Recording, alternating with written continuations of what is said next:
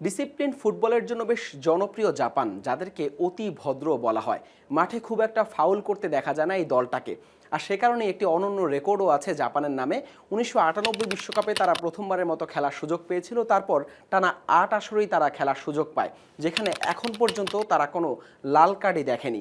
সবচেয়ে বেশি ম্যাচ খেলেছে লাল কার্ড না দেখে সেই দলটার নাম হচ্ছে জাপান।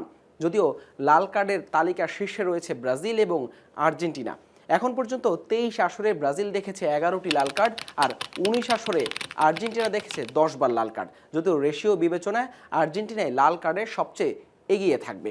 যেহেতু প্রসঙ্গটা জাপানকে নিয়ে, যাদের ফুটবল সংস্কৃতিতে শৃঙ্খলা বা ডিসিপ্লিনকে সবচেয়ে বেশি প্রাধান্য দেওয়া হয়, সেই দলটা মাঠে ট্যাকটিক্যাল ফাউল করলেও ভায়োলেন্ট কন্ডাক্ট বা রেফারিকে অসম্মান কিংবা প্রতিপক্ষের খেলোয়াড়ের সাথে বাকবিতণ্ডা কিংবা কখনোই অখেলাস্বরূপ আচরণ করতে দেখা যায় না।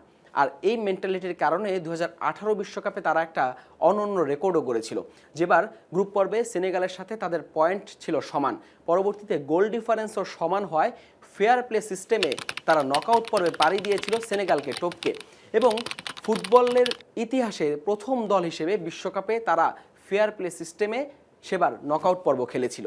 যদিও নকআউট পর্ব থেকেই সেবার বিদায় নেয় জাপান। এরপর জাপান ফুটবল ফেডারেশন একটি বড় চিন্তা করে, যদি ডিফেন্সিভ ফুটবল থেকে বেরিয়ে আক্রমণাত্মক ফুটবল খেলতে হয় তবে তাদেরকে নতুন থিওরি অ্যাপ্লাই করতে হবে। সে জায়গা থেকে প্রধান কোচ হিসেবে নিয়োগ দেওয়া হয় হাজিমে মোরিয়াসুকে। তিনি একটি থিওরি অ্যাপ্লাই করেন, সেটা হচ্ছে ব্লু লক। এই ব্লু লকটা আসলে কি, বা কিভাবে আসলে জাপানের ফুটবলে এরপরে ব্যাপক পরিবর্তন আসে, সেটা নিয়েই আজকের আলোচনা।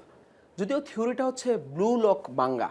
এই ব্লু লক মাঙ্গাটা হচ্ছে জাপানের ফুটবলের উপর নির্মিত জনপ্রিয় একটা অ্যানিমে, যেখানে দেখানো হয় কিভাবে কন্ট্রোলড ইগো রেখে আক্রমণাত্মক ফুটবলটা খেলা যায় ডিফেন্সিভ চিন্তা বাদ দিয়ে। 2022 কাতার বিশ্বকাপে সেটা দেখা যায়, এবং সেই বিশ্বকাপের জার্সিতে ব্লু লক মাঙ্গার থিম মিল রেখে জাপানের জার্সি তৈরি করা হয়েছিল, যেখানে জার্মানি এবং স্পেনের মতো বিশ্ব চ্যাম্পিয়ন দলের বিপক্ষে প্রথমার্ধে পিছিয়ে পড়েও দ্বিতীয়ার্ধে অতি আগ্রাসী, অতি আক্রমণাত্মক ফুটবল খেলে জয় ছিনিয়ে চমক দেখিয়েছিল এই জাপান।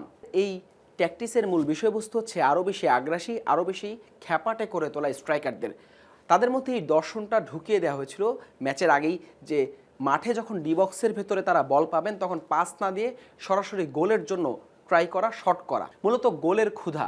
আসলে স্ট্রাইকার যারা থাকবেন তারা যেন গোল করার জন্য মরিয়া হয়ে ওঠেন, এবং ডিফেন্সিভ যে ভদ্রতা সেটা দেখানো হয়, এর আগে যেটা দেখানো হতো সেটা থেকে বেরিয়ে আসা, স্কোরটা আরও বেশি করা এবং জয়ের সুযোগটা আরও বেশি তৈরি করার পরিকল্পনা থেকেই মূলত এই থিওরি বাস্তবায়ন করা হয়। আর এই ব্লু লক থিওরিতেই 2026 বিশ্বকাপেও সাফল্য পেয়েছে জাপান। দারুণ ছন্দ দেখিয়েছে তারা গ্রুপ পর্বে, যেখানে তিউনিশিয়া এবং নেদারল্যান্ডসের মতো দল যারা ফিজিক্যাল ফুটবল খেলে তাদের বিপক্ষে কার্ড তো দেখেনি, খুব একটা ফাউলও তাদেরকে করতে দেখা যায়নি। এমনকি যখনই বল পেয়েছে তারা আগ্রাসী, আক্রমণাত্মক হয়ে উঠেছে। প্রতিপক্ষের জালে বল জড়ানোর জন্য বারবারই তারা অ্যাটাকে গিয়েছে। তিউনিশিয়ার বিপক্ষে যেমন বড় জয় পেয়েছে, তেমনি নেদারল্যান্ডস এবং সুইডেনের মতো দলের বিপক্ষে তারা ড্র নিয়ে মাঠ ছেড়েছে এবং নকআউট পর্ব তারা নিশ্চিত করেছে গ্রুপ রানার্স আপ হয়ে। আর জাপানের ফুটবলের এবারের পরিসংখ্যানটা দেখলেও স্পষ্ট সেই থিওরিটা বোঝা যায়। দাইচি কামাদা আর আয়াসি ওয়েদা, এই দুই খেলোয়াড়ই দুটি করে তারা গোল করেছেন। আর এই থিওরিতে সাফল্য পাওয়ার পরেই জাপান ফুটবল ফেডারেশন তারা যারা ব্লু লক অ্যানিমে নির্মাতা তাদের সাথে একটি চুক্তি করেছে, যেখানে বিশ্বব্যাপী জাপানে যেসব বংশোদ্ভূত ফুটবলার রয়েছেন অনূর্ধ্ব 16-তে, তাদেরকে খুঁজে বের করে তাদের মধ্যে এই থিওরিটা অ্যাপ্লাই করা। অর্থাৎ পরিকল্পনাটা স্পষ্টই, জাপানের যে লক্ষ্য ফুটবলে একদিন বিশ্বকাপ জয় করা, সেই লক্ষ্য থেকে তারা একটা হান্টিং শুরু করেছে বা স্কাউটিং শুরু করেছে বিশ্বব্যাপী, এবং সেখান থেকে তরুণ খেলোয়াড়দেরকে উঠিয়ে এনে প্রস্তুত করা জাতীয় দলের জন্য। এবং নতুন কোচ নিয়োগ দেওয়ার পরে সেই হাজিমি, তিনি এখন পর্যন্ত জাপানের ডাগআউটে বেশ সফলই বলা চলে। আর 2018 সালের পর থেকে এর আগে যে ডিফেন্সিভ ফুটবলটা জাপানকে খেলতে দেখা যেত, সেটা ব্যাপক পরিবর্তন যেমন হয়েছে, সেটা স্পষ্ট মাঠের ফুটবলে, স্পষ্ট জাপানের রেজাল্টেও।